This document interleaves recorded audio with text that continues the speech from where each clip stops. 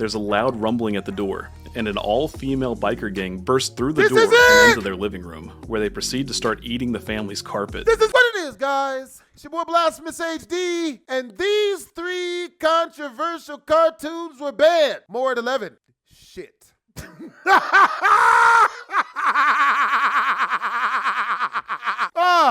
Let's do this. You know what's fun? Cartoons. You know what else is fun? Fun to do bad things. That's right.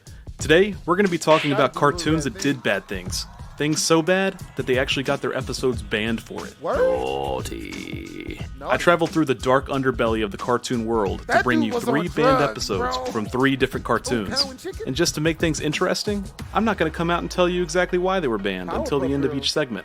I want to see if you can figure it out for yourselves first. So let's get this party started before YouTube decides to demonetize me. Just kidding. I'm not monetized. First, we're talking about a show most of you are familiar with, Dexter's Laboratory. For those who don't know, Dexter's Lab premiered on Cartoon Network in 1995 and followed a boy genius named Dexter who had his own secret laboratory. Secret to everyone but his annoying sister, Dee Dee, who was constantly interfering with his experiments and ruining his lab. I know what you're thinking. Dexter's Lab is a kid-friendly show. There's no way one of its episodes got banned. Well, guess again, bro chacho. I'm about to introduce you to a side of Dexter that would make a grown man blush.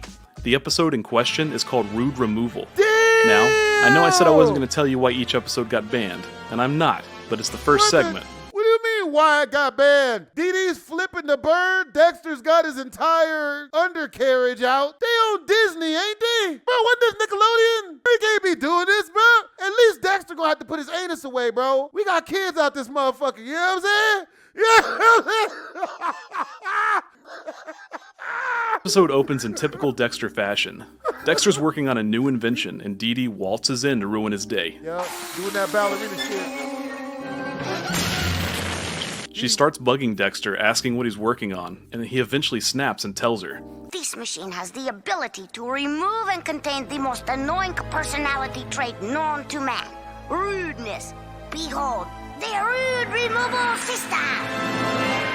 After a brief but violent back and forth, the machine is accidentally activated, and both Dee Dee and Dexter are trapped inside. Oh! The machine does its thing, and sure enough, Dexter and Dee Dee emerge, stripped of their rudeness. Hello, Dexter. Your rude removal system is a smashing success. Quite. However, there's a twist. The machine is less of an extractor and more of a splitter, creating a copy of Dexter and Dee Dee that's the embodiment of their rudeness. Oh! Let up, are we? Beats the out of me. Yeah? You picking up the reason yet? The kid's mother calls them for lunchtime, to which the rude copies eagerly comply. Yeah, here's your apology. Yeah, it's lunchtime. Lunchtime, I'm starving. The 2 copies quickly start running their mouths in front of their mom, to her horror. What do you think, Dexter? I think it tastes like Hey, speaking of that, man, yeah, I mean, that's where Young Child Support came from. I found a root removal machine in a Cracker Jack box as a child when I was at Chuck E. Cheese one day, because the ball pit, there's a lot of stuff in there that drops out of people's pockets when they swimming around in the balls. And, you know, when I jumped up in the root removal machine, the bad side of me came out and was Young Child Support. And that's why he made that video sexually harassing that female. Like, he was chasing after her, like, just doing this the whole time. And she didn't want that, you know? That's the last thing that she wanted. So, yeah, man, you know, you just gotta,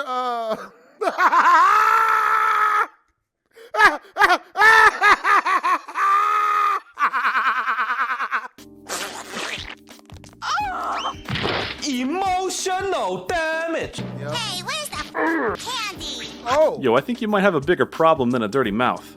The rude copies start a profanity-laced food fight until their mother finally loses it and sends them to their room forever. Oh! Cue the 2 polite versions of Dexter and Dee Dee to arrive. Oh, hello, Mother. Are you in need of us? Oh!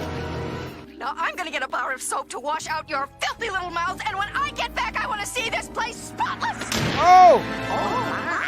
The nice versions prepare to clean up the mess, while the rude copies are busy destroying Dexter's lab. Both pairs eventually confront each other in the lab, and the nice copies trick the rude pair into returning to the rude removal system, where they're able to reverse the process. I hope nobody goes into the Rude Removal System, where they could duplicate themselves even more. Yeah! Dexter and Dee Dee are finally back to normal and return to their room, just in time to get a sweet mouthful of that Irish Spring. Now to clean those filthy mouths. No. Oh, No. Whoops. Whoops. Okay, so it's pretty obvious why this episode got banned, but I'll explain it slowly for the ones of you that dislike this video already.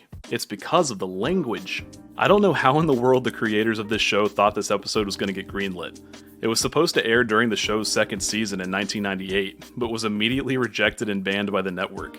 I had no idea that the episode existed, and the only times it saw the light of day was at animation festivals, but now it's on YouTube for the whole world to fucking enjoy. There's animation Alright, festivals? so you got the first one easy enough. That was easy. Let's move on to our second banned episode. For this segment, we're looking to another old classic. Mama had a chicken. Oh, I thought it was Adventure Dad Time. was proud. He didn't care how. I watched this a little Cow bit. and Chicken might be a little more obscure to younger viewers. There's no way Cow and Chicken got banned because the whole show was centered around nastiness. Have you guys ever seen Ren and Stimpy? This was Ren and Stimpy, but no dog and cat instead of chicken and a cow. It was terrifyingly nasty. That's why I liked it. We're gonna edit that out. But us old people remember just how bizarre this show was. The show centered around brother and sisters, Cow and Chicken, and their human parents that are just legs. Don't ask. The show was pretty weird and gave off some serious Ren and Stimpy vibes. Also, the devil is one of the characters. Just thought I'd throw that in there. There are a ton of strange Cow and Chicken episodes, Yes. but the episode in question today is Buffalo Gals. Yo, The episode oh my God, is this the carpet eating episode? Tell me this is the carpet eating episode with the lesbians and the carpet munching. Oh my God. opens with Cow and Chicken's parents calling them down for dinner. Toasted wildebeest, come and get it! They were feet people. Last one did They were in the feet show. They would definitely subscribe to my OnlyCode. Toasted wildebeest, oh, I get it. Before they can dig in, there's a loud rumbling at the door, and an all-female biker gang bursts through the This door is and it! into their living room, where they proceed to start eating the family's carpet. This is it! Excuse me, sir, but who are you guys? We're the Buffalo Gals! Oh, burly bitch. Don't let him get me! Don't let him get me! They're not after you! They eventually finish up, and on their way out, due to her appearance, invite Cow to join their gang. Chicken naturally protests, but Cow insists and goes to join them and rides to their clubhouse/fort. She's initially confronted, but after showing her card from the leader, Munch Kelly, she's welcomed in as a Buffalo Gal. Chase was me! And they all sing and dance to the tune of Oh yes, pretty boys, we're coming out tonight! Coming out tonight! Coming out tonight! Oh yes, pretty boys, we're coming out tonight! And dance by the light of the moon! The group starts getting a little too rough and insults Cow's butt, which honestly is not even weird for the show. What? And Chicken finally steps in to save Cow, but is immediately caught. Chicken! We ain't chicken! The gals force Cow and Chicken to participate in a game of softball, where they go out of their way to hurt Chicken. Eventually, Cow has had enough and turns into Super Cow. I forgot the Super Cow was Mexican, bruh. This bitch says Spondito. Yo! Espandito, popcorn, resto, noquedo, Taco Bell. That's the only Spanish I know, guys. Don't get mad at me. I'm pretty sure one of my ancestors had banged a Mexican at some point. Cow has had enough and turns into Super Cow. Oh, shit! What? And takes care of the Buffalo Gals once and for all. The two return home, and like us, witness one of the many red flags. There's a moral to this story. But it's a secret! What the fuck?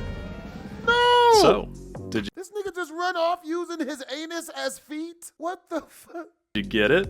So yeah, the Buffalo Gals are a big ol' mess of negative lesbian stereotypes. For those who somehow missed it, they come in and munch on the carpet, which means, well, if you know, you know. And then the dad screams, Don't let him get me! Don't let him get me! and Mom knowingly responds, They're not after you! Mom knows what's up. If that wasn't enough, they also made sure to include the Coming Out Tonight song and exclaiming, Chicken! We ain't chicken! aka, Diok. The episode was slated to release in February of 1998, but was also banned by Cartoon Network for its multiple sexual innuendos. However, unlike Rude Removal, this episode actually aired once, and 7-year-old me just happened to be watching. I saw this on television when it came out too! That's why I remembered all the manly and rough lesbian females. I know some rough lesbian females, they be mad cool, you know what I mean? And they be having some of the baddest females, bruh. They have some of the baddest female friends that are now your female friends. You know what I'm saying? I was hanging out with one of my rough lesbian female friends. It got pretty weird because she kept telling me how many kids she has. And I think she was hinting to that, like, yo, I'm down to go if you are. That's the vibe I was getting. And I just, like a real man, just had to keep ignoring it like it didn't exist. I don't hear what you're saying. Manly woman, female, chick, man. Absolutely no.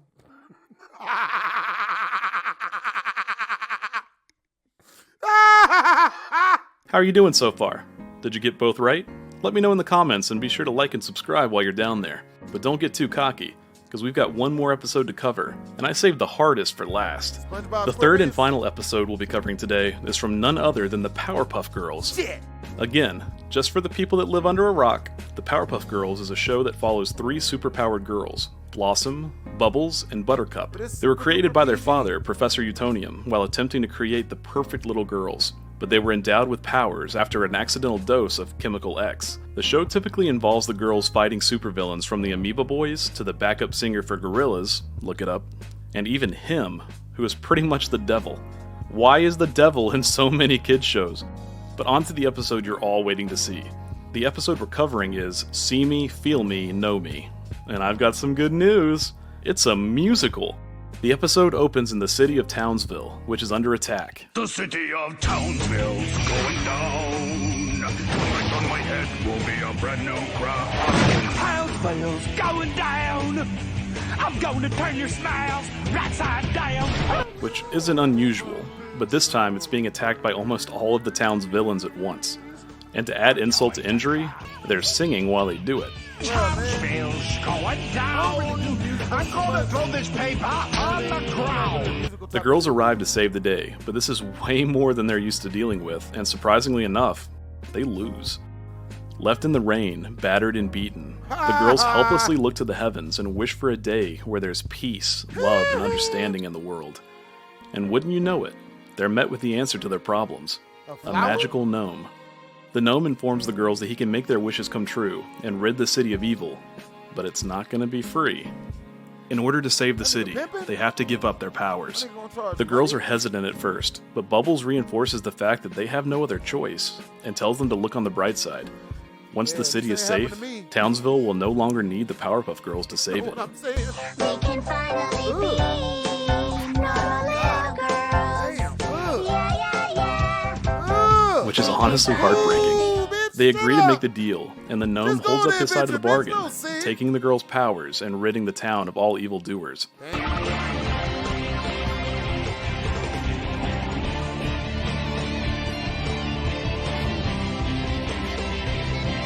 However, there's a catch. The city is saved, but all of its inhabitants now serve the gnome, and the girls are powerless to stop him. But despite this, everyone is safe, so the 3 enjoy their first day as normal girls. What? Luckily, the professor steps in to remind them that all is not well. Can't you see the people in the streets, lined like cattle, waiting for the butcher of freedom? Sacrificing their hopes and their dreams, all their individuality for freedom. Damn, man, that hit hard. Almost as hard as the professor beating his meat. He also exclaims that since the city is enslaved, he broke his part of the deal and the girls should still have their powers. The girls finally realize that this isn't the life they asked for, and go to confront the gnome, ending his hold over the city. With the threat extinguished, they begin singing, asking, Who are you? Why can't we all get along? Who are you?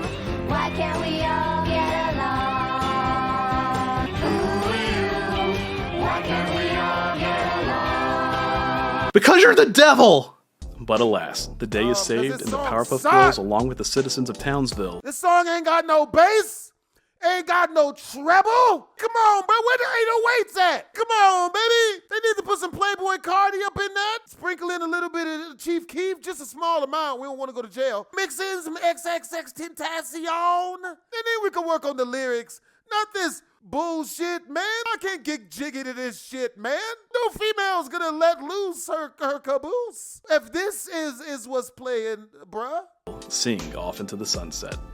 Word? So first and foremost, this episode is really good, and I can't believe I'm just now finding out it existed. The songs are great, and the visuals are surprisingly stunning for this show, or any cartoon show for that matter. But on to what you really want to know. What got this episode banned? Did you figure it out? Everything. Did you guess it's the overall hopelessness and depressing themes? If so, congratulations, you're wrong. Did you guess that it's the professor wielding cleavers and beating his meat? Also wrong. Oh. The reason this episode got banned was because, drumroll please, people thought that the wreckage of the city looked like crosses, and that this guy looked like Jesus. No, I'm not kidding. There were also a few that pointed out the strobe effects in some of the scenes being a seizure risk, but the prior religious similarities are what inevitably got this. That's how they got that Pokemon episode banned. There was so many flashing lights. Yeah, I mean, it was like killing people and setting houses on fire, bro. It was complete and utter catastrophe, bro. It was a catastrophist. And that's a real new word. That's a real word now. Like, this episode banned. And it's honestly a travesty. I was blown away watching the amount of creativity and detail poured into this episode. Many speculated that this episode was meant to serve as the series finale, and it honestly would have been a perfect way to end it. I definitely recommend you find and watch this episode for yourself. It's a wild ride, and I promise you won't regret it. Hope you guys enjoyed the video. Make sure to comment, like, and or subscribe. Twisms.